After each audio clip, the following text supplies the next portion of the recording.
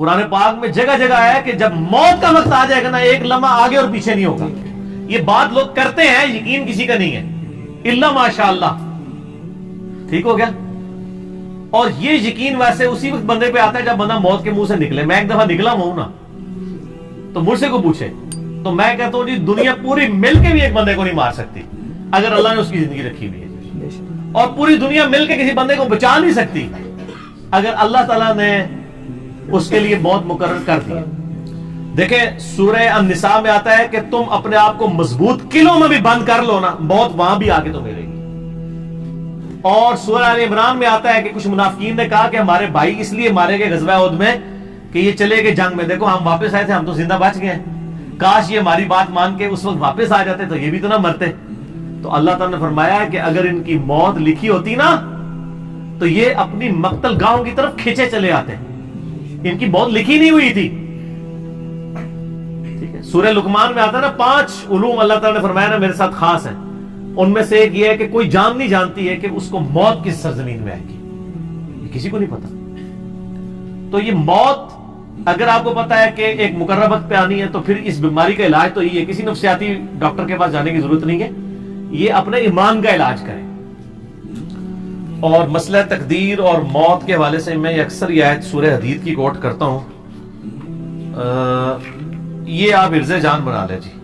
اعوذ باللہ من الشیطان الرجیم، بسم اللہ الرحمن الرحیم. سورۃ الحدید آیت نمبر 22-23.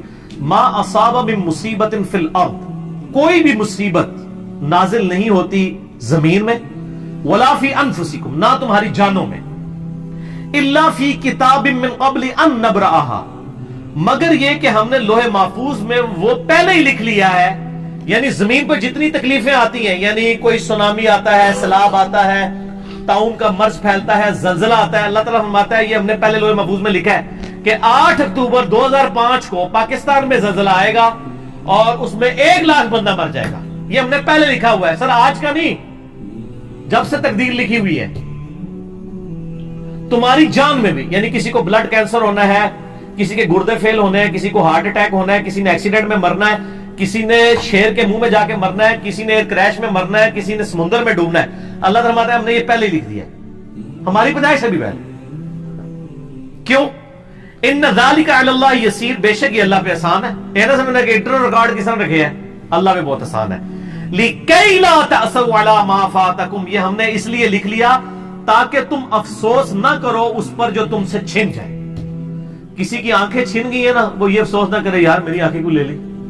یہ تو اللہ نے ڈیسٹنی میں مقرر کی تھی. وَلَنَبْلُوَنَّكُمْ بِشَيْءٍ مِّنَ الْخَوْفِ وَالْجُوعِ وَنَقْصٍ مِّنَ الْأَمْوَالِ وَالْأَنفُسِ وَالثَّمَرَاتِ، ضرور آزمائیں گے بھوک سے، خوف سے، جان اور مال میں نقصان سے. پھر چیک کریں گے کہ کون کہتا ہے اِنَّا لِلَّهِ وَإِنَّا إِلَيْهِ رَاجِعُونَ، اللہم اجرنی فی مصیبتی واخلف لی خیرا منہا.